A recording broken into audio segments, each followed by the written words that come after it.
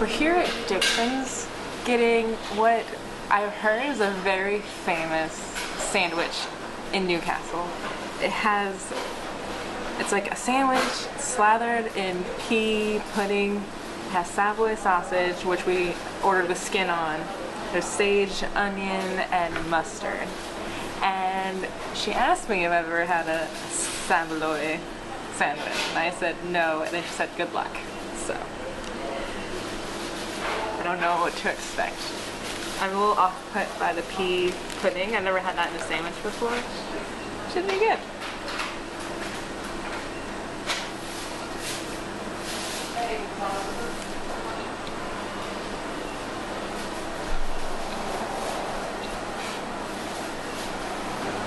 It's a very wet sandwich.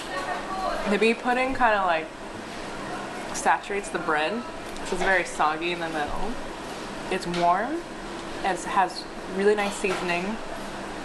But I can't get over the texture. It's so mushy.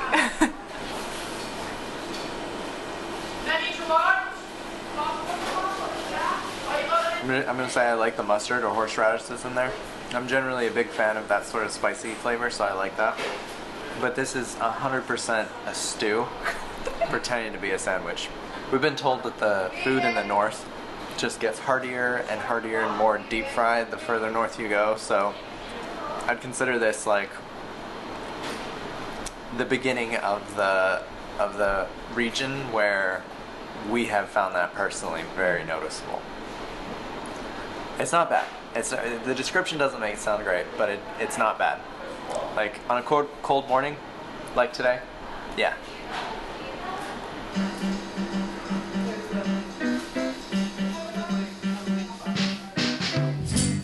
Look me in the eye, don't tell a lie. You've got your heart, I'm in the way now. Should I just go? Should I have known?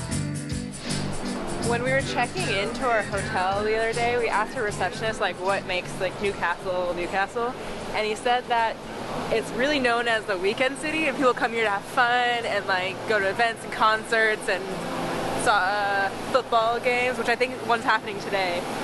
I don't know, it's a very lively city. Yeah, a little grungy, but like it seems like people here are having a lot of fun. You know. I can't believe everything that you say, but can you set me straight just as one? Ain't no telling what. Do you see it? Do you see what's behind me? Oops. It's way too expensive. Fair enough. I did like bankrupt us on our Manchester day when we visited last time, but it's really good. So on the last video, we cycled all the way from Carlisle to here, Newcastle. We've actually been in the city for a few days just resting our legs. It's the first proper rest that we've taken since we started in Manchester. And we're currently on Grey Street. Now, when we were looking up Newcastle, we read that Grey Street is the most picturesque street in all of England. This is gonna start a controversy. Yeah, absolutely. With how parochial the UK is, everyone in the comments is going to disagree with that, but that's just what we read. And to be fair, it's a very pretty street. When you're smiling, feel the magic come over you. The sun is shining. The lovely maiden, she waits for you. So you ride away on a black stallion, take a trip on a stallion. No, I'm good. You good? We're in a quiet corner of the Granger Market because one of us has a little bit of social anxiety. First off, I've been reflecting for the last hour about this Savoy dip sandwich. It did have that much of an impact on me. And I'm going to say, I don't think peas belong on a sandwich. Statement I had to make. But do you know what does belong together? shortbread, chocolate, and caramel. This is called Millionaire Shortbread, and it's, I think, Scottish. We're close enough to the Scottish border, it's fine. And we've seen these in Sainsbury a lot. Just all over the place, yeah. But I haven't had the chance to have a fresh one, so there we go. I feel like that sentence just made so many people mad. Oh my lordy. Oh, you're gonna love this. Oh my god. Okay. I thought this would be like a buttery shortbread, which it is, but it tastes like graham crackers on the bottom, like a crumbly graham cracker. The caramel is so soft, and then the chocolate's hard. When you bite into it, it's like crunch. Oh, that might be top 5 desserts I've ever had. That is good.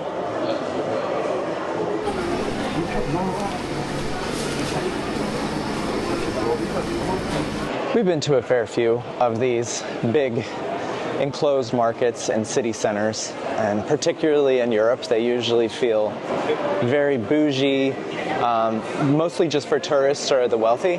But what I really like about this market, and I guess Newcastle in general, is that it just feels like there's normal people here.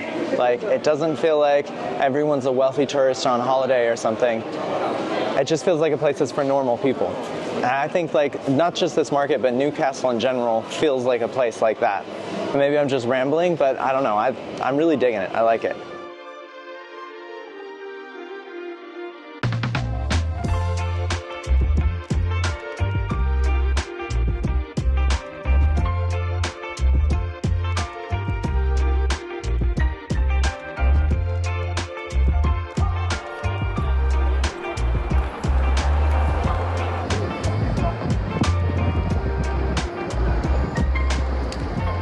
Newcastle's a little raunchy. I know we're here on a weekend and there's a football game, but there are so many drunk people. It's 2 o'clock. We just watched 2, like, not even young, like, very middle-aged ladies almost get hit by a car, and they thought it was hilarious. I thought it was hilarious. They were laughing. It was fun. Oh, man.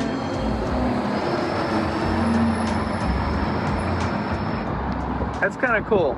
I've never seen the juxtaposition between a 1,000-year-old castle and like all this infrastructure. Like, there's train, there's buses, busy road. Kind of a neat sight. Yeah, so this castle's about 1,000 years old. It's Newcastle Castle. I don't know what happened to the old one. And I think it's about 13 pounds, so what is that? It's around $16, $17 per person to go in. And you guys, if we went into every castle during our UK tour, we would just go bankrupt. Just like if we went into every single... Noops. Yeah. Yeah, so we're not doing that, but very dang cool from here. It's one of the most squat, or not squat, it's like a compressed looking, it's very condensed, yeah, castle. Very interesting. Tia says that the flag at the top looks very new age. She has better eyesight than me, so I can't tell what the flag at the top looks like, but I'm assuming it's the Newcastle City crest or something. Pretty cool.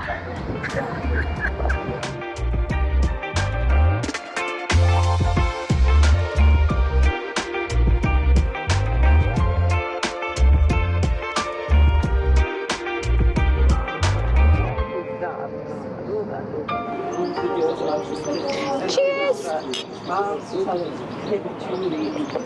As you can see, I did not go with my classic Guinness, and I got a pale ale called Drowned White Rat. It was intriguing. I had to get it. Cheveyo got something called Neck Oil. Nice and greasy, I suppose. But we're in a beer garden attached to a pub, attached to a bridge. It's very cute inside, very classic pub feels, but it was just so beautiful outside that we had us out here. It was kind of interesting. At like 3 o'clock, the city just like got so much quieter from like even an hour before, because that's when the match started. So I thought in my head, I was like, oh, the pub's gonna be empty and like we're gonna head all to ourselves, but that's not the case. But anyway, I don't know. I just feel like the ambiance and the vibes here are just sublime. Brilliant. Brilliant. I need a word. Stunning. Stunning. I think I need like a phrase dictionary, you know, like we had in Australia.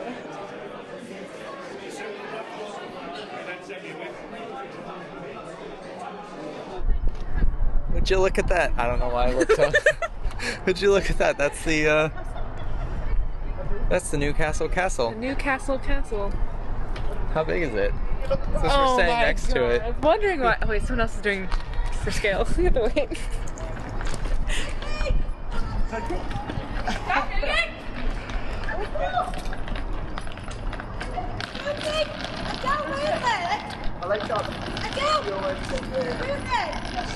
There's Tia. The Newcastle Castle. Yeah, we're just going to another pub.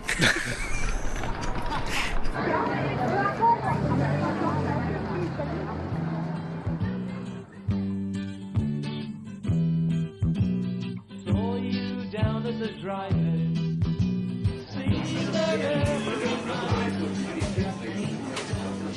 We ended up at a pub called the Red House. I'm not really sure why it's called the Red House because it's not red on the inside or the outside. We've noticed a lot of pubs have kind of unusual names. It's a pretty cool spot though.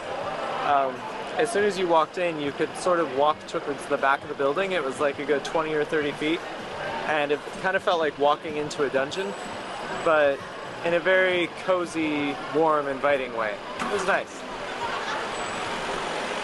One thought that I did want to bring up though is that we've noticed here in the north of England, and especially in Newcastle, it kind of reminds us of America in a weird way. I'm very aware of the reputation America and Americans have these days, but I promise I mean this in a very good way. It was very easy to talk to everybody. There was no barriers, and that is not necessarily a common thing. A lot of places have barriers that you have to overcome with people. It was just nice. It kind of felt like being home a little bit. Just being able to talk to everybody, from the other patrons to the lady at the bar. Everyone was very friendly and warm and inviting. And that was nice. That was really nice. But the sun's set now, and Tia has a light show that she wanted to show everybody. Well, it's not a light show. It's more that the bridge lights up. I guess that in itself is a show, but just curb your expectations. It just looks pretty at night.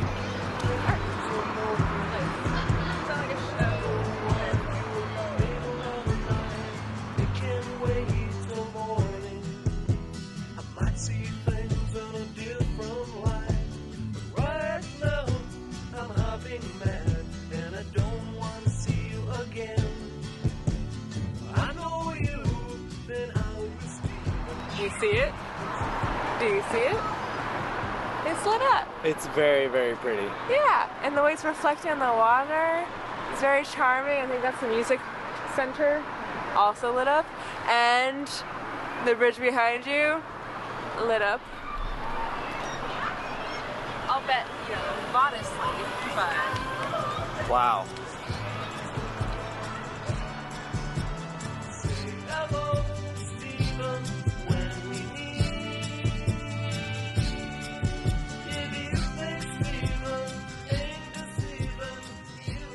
Cycling our way around the UK has been, I think, one of the best decisions Tia and I have ever made. It's very tiring though, so it was really nice to just sort of have a little respite in the storm, if you will. We just got to walk around a city, enjoy a couple pubs, talk to people, do some really surface level sightseeing, and eat some food. The food. Yeah, speaking of, guys, look at the size of these kebabs. I know, it's a Saturday night, and this probably isn't the most British thing that you could do, but this kebab place is amazing, and... Wait, tell them why it's amazing. I mean, there's so many ingredients in here. You have goat cheese, you have red cabbage, you have potatoes, you have, of course, the chicken kebab meat. There's just so many, there's eggplant, zucchini. There's a lot of stuff in here. Tomato sauce. Yeah. Oh my gosh. There's a lot of stuff in here, but anyways, it's a lot of really good food for only £6.90. So I apologize if we should have done something else, you know.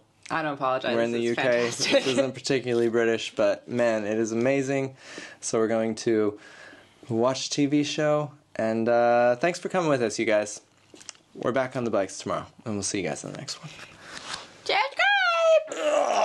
Wow, don't That's a lot of groan. stretching. When you're smiling.